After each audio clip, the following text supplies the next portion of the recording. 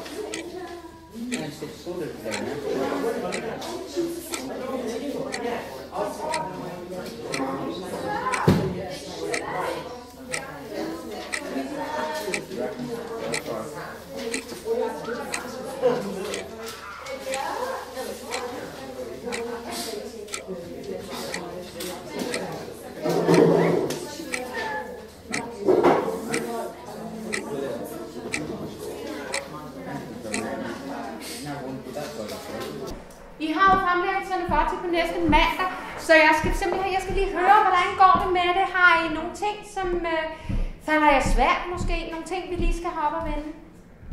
Hvad med dig? Hallo? Hvad? Har du nogle ting, som du lige skal have op og vende med fremlæggelserne? Det ved jeg ikke. Det ved du ikke. Har du ikke lavet det? Det ved jeg ikke. Det ved du ikke. Du har ikke engang dine bøger fremme. Hvad? Det ved jeg ikke. Det ved du ikke. Nå. Ja. Men det har jeg sådan set faktisk gjort rigtig godt i dag. Jeg synes, det har været en rigtig dejlig time. Og jamen, så har jeg sådan set bare det. Så nyd dagen. Men Andreas, jeg vil gerne lige snakke med dig her efter timen, ikke også? Så du bliver lige nødt til at blive. Ikke også? Andreas, det er ikke godt det her.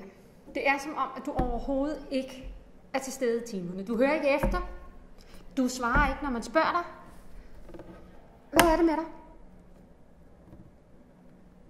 Andreas, du bliver nødt til at give mig noget her. Okay? Det er meget, meget svært at arbejde med det her, Andreas. Ikke også? Du er slet ikke med. Vel, Andreas? Vi har også tænkt dig at lære det, Andreas. Og det er jo ikke mange timer. Andreas, er det Andreas.